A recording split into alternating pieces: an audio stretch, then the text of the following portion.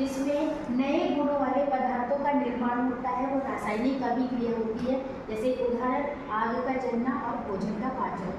अब रासायनिक अभिक्रिया के प्रकार। रासायनिक अभिक्रिया के 4 प्रकार होते हैं। एक संयोजन अभिक्रिया, वियोजन अभिक्रिया, विस्थापन अभिक्रिया और द्विविस्थापन अभिक्रिया।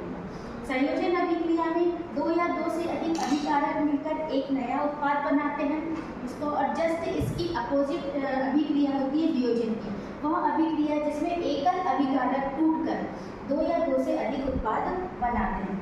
अब विस्थापन अभिक्रिया की परिभाषा देखते हैं कि वह अभिक्रिया जिसमें अधिक क्रियाशील तत्व कम क्रियाशील तत्व को उसके यौगिक में विस्थापित करता है।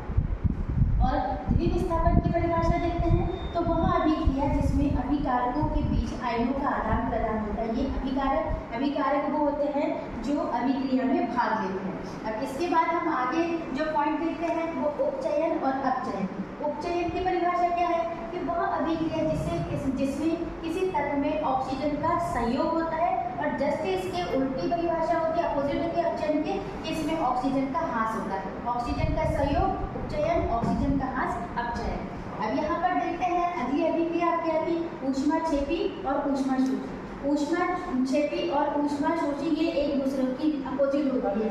जैसे ऊष्माक्षेपी में अगर आपका अभिक्रिया में ऊष्मा निकलती है तो ऊष्माशोषी में ऊष्मा अवशोषित होती है। तो इसकी परिभाषा क्या होगी कि वह रासायनिक अभिक्रिया जिसमें उत्पाद के साथ ऊष्मा निकलती है, और ऊष्माशोषी में वह रासायनिक अभिक्रिया जिसमें ऊष्मा अवशोषित होती है। तो ये एक दूसरे की अपोजिट हो गई ये। अब अगली परिभाषा आपकी आती है संक्षारण। संक्षारण का मतलब होता है जंग लगना। यदि कोई वस्तु नमी के संपर्क में आती है तो उसमें जंग लग जाता है, वो संक्षारण। संक्षारण से हम वस्तुओं को कैसे बचाते हैं, जैसे वस्तुओं को हम लोग ग्रीस कर लेते हैं, पैंट कर लेते हैं, उस हिसाब से। यहाँ देखते हैं विकृत गंधिता क्या होती है। विकृत गंधिता का ऐसा है कि तेल और वसायुक्त पदार्थ जो बहुत लंबे समय तक ऑक्सीजन और वायु के संपर्क में रहते हैं तो उसकी गंध और उसका स्वाद बदल जाता है, तो उसको क्या कहते हैं हम लोग, विकृत गंधिता। अब इसके पश्चात हम आते हैं रासायनिक संतुलन, संतुलित रासायनिक समीकरण। तो जिस रासायनिक अभिक्रिया में अभिकारक और उत्पादों का कुल द्रव्यमान, अभिकारक जो अभिक्रिया में भाग लेते हैं, उत्पाद जिससे आपको कुछ चीज मिलती है क्रियाफल, दोनों का द्रव्यमान समान होता है, उसे संतुलित रासायनिक समीकरण कहते हैं। इस लेसन 1 में इतनी चीजों को अगर आपने याद कर लिया तो एग्जाम के लिए आपकी अच्छी तैयारी